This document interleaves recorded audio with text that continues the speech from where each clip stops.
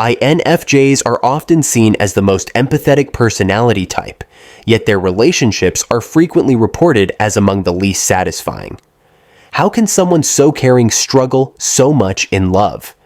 Today, we're uncovering 8 hidden challenges that make INFJ relationships uniquely difficult. We'll name each pattern, give a simple example of how it shows up, and share one small experiment you can try within 24 hours. If you've ever felt misunderstood in love or like you're sabotaging your own happiness, this video will reveal why and what you can do about it. And the first pattern starts with the surprising way INFJ's own thoughts can set the stage for heartbreak. Before we start, please hit the like button, comment, and subscribe so you won't miss any of our weekly deep dives into the world of personality types. And if you are looking to achieve a deeper understanding of yourself and your personality type, click the link in the comments to take our favorite free personality test. Number 1. Self-fulfilling prophecies that sabotage relationships. One of the biggest traps for INFJs in love is the self-fulfilling prophecy. Think of it like being told not to picture a pink elephant, and that image floods your mind anyway.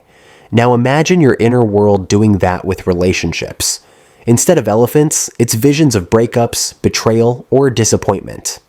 Entire stories about how things will fall apart get built and replayed until they feel almost real. Here's where it turns dangerous. Those imagined outcomes can quietly shift how you behave. Research shows that if an INFJ starts doubting their partner's fidelity, they may begin to withdraw emotionally without saying why. That distance then makes the partner feel confused or unwanted, which can spiral into the very breakup the INFJ feared. Are you protecting yourself or making your fears true? The good news, these patterns aren't destiny. You can interrupt them. Over the next 2 days, when you catch yourself running a prediction, say out loud, "This is only a prediction." Then replace retreat with one gentle question to your partner for clarity. That practice keeps you engaged with the real relationship in front of you. And once you start redirecting your attention, the following pattern becomes clear: how closely you monitor your partner's every move. Number 2. Constant observation and analysis of partners. It often happens without effort. You start noticing the little things your partner does, the way their tone shifts when they're stressed, or how their replies shorten when they're distracted.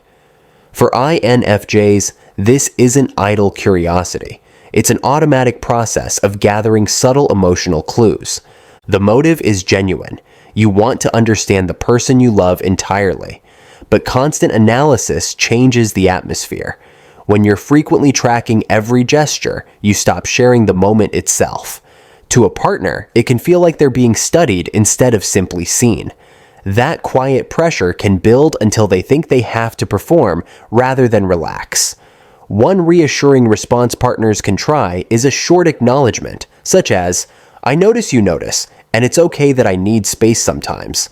That small phrase helps release tension and creates balance between closeness and autonomy. Here's an experiment. During one 10 to 15-minute conversation, set the inner commentary aside.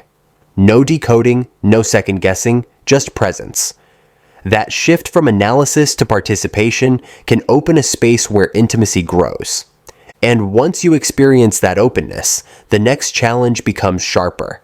How even the smallest words or gestures can leave a lasting mark. Number 3, getting hurt over small things and minor criticisms. A small remark that others would forget in seconds can stay with you for days.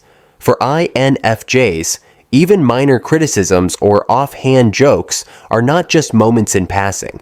They feel loaded with meaning. A comment like, "That outfit looks comfortable," instead of "You look great," becomes more than just a description. You hear timing, tone, and everything underneath. This isn't overreacting, it's heightened pattern detection. Your mind notices cues that others tune out, but the challenge is deciding which ones deserve weight. A light joke about forgetting something may spark fears of being unappreciated. A delayed reply might appear to be a retreat.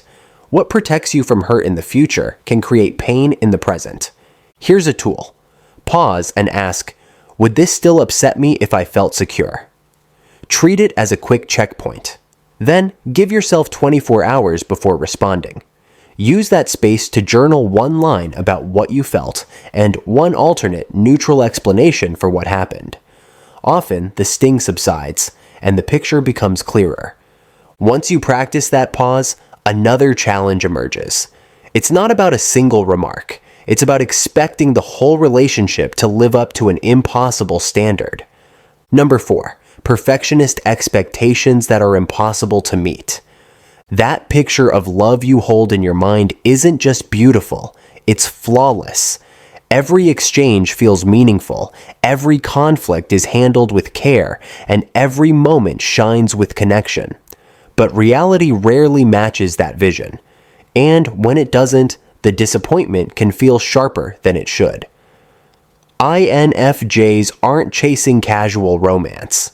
They often long for that soulmate bond, the kind of partnership that feels eternal. The issue begins when you hold back, waiting for relationships to line up perfectly with that image. A tactless joke, a missed gesture of affection, an awkward silence.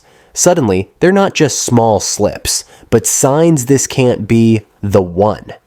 Your standards make sense on their own.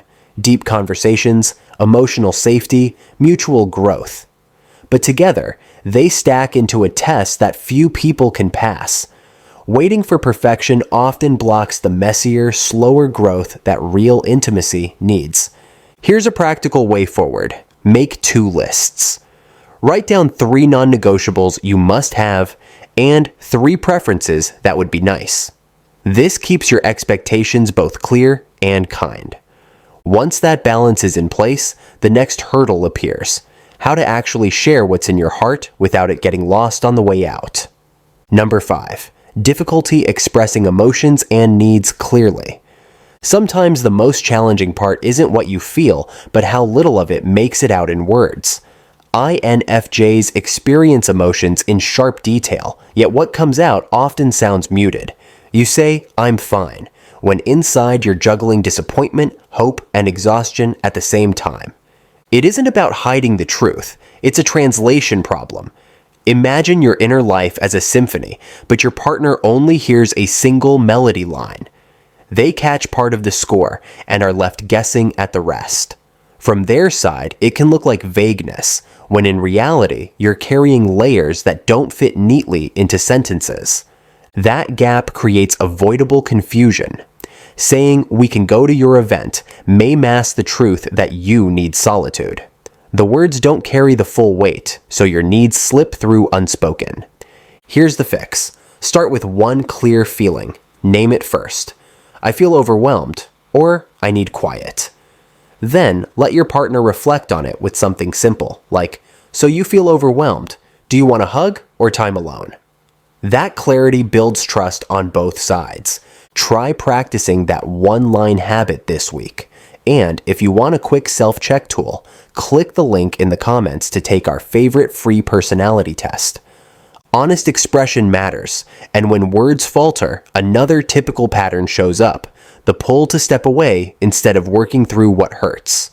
Number 6, tendency to withdraw instead of addressing problems. When tension rises, many INFJs feel the pull to step back rather than speak up.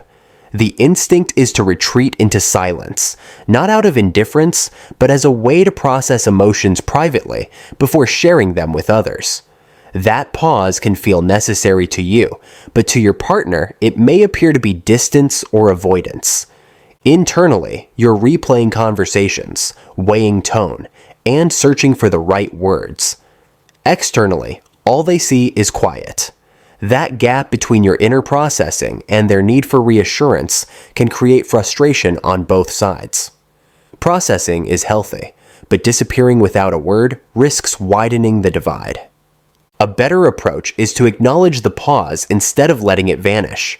Say something simple, like, "I need an hour to sort my thoughts."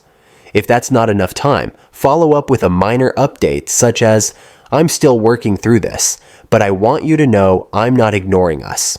Short signals like these give your partner clarity while honoring your need to reflect. And while pulling back feels safer in the moment, there's another habit that digs even deeper into the challenge. What happens when the fear of real vulnerability builds walls around your connection? Number 7. Fear of vulnerability leading to emotional walls. You want closeness, yet when it edges toward real exposure, fear builds fast. For INFJs, vulnerability can feel like peeling back layers of an onion. Each layer hides another, and the core is rarely revealed. To stay safe, you share pieces of yourself in careful fragments, enough to connect, but rarely enough to feel uncovered. This isn't deception, it's self-protection. You'll mention that you love a particular book, but not the hard season that made it matter. You'll share a belief, while keeping the wound behind it out of sight. Over time, those unspoken truths stack into walls that shield you, but quietly block real closeness. The key is spotting the difference between healthy privacy and prisons. Privacy honors your space. Walls keep love out. A practical step this week: share one detail just below the surface, like why a favorite book stayed with you, and notice your partner's response. Partners can help here too. A little patience and curiosity, instead of pressing for more, makes each small disclosure safer. These guarded patterns often keep you from being fully present. And when you do open even a little, another challenge waits. Your mind won't stop replaying every word. Number 8. Overthinking every interaction and conversation. Overthinking doesn't just appear in moments of silence. It often sneaks in right after a conversation ends. For INFJs, interactions don't stop when words do. They replay in your head with commentary. Tone, phrasing, even the gaps between sentences can feel like hidden signals waiting to be decoded. It's like being both participant and critic in your own relationship scenes. This double lens comes from the depth of processing. You hear nuance others skim over, but it traps you in reconstruction instead of relationship. A simple, "we should talk more," can spiral into questions. Was that a complaint, a desire, or a subtle critique? Reflection that teaches you something is proper.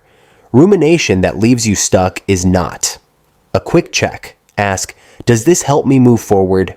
If not, set it down. Try creating analysis windows. 15 minutes in the evening to reflect, nothing more. Outside those windows, redirect to sensory grounding. Notice colors, sounds, or textures right where you are. That practice gives your attention back to the moment, and with it, a new capacity for presence in love. And when you recover that presence, you're ready to see your intensity not as a flaw, but as the beginning of something more. If these patterns feel familiar, remember this: nothing about your way of loving is broken. What feels heavy now can become powerful once you start noticing and channeling it.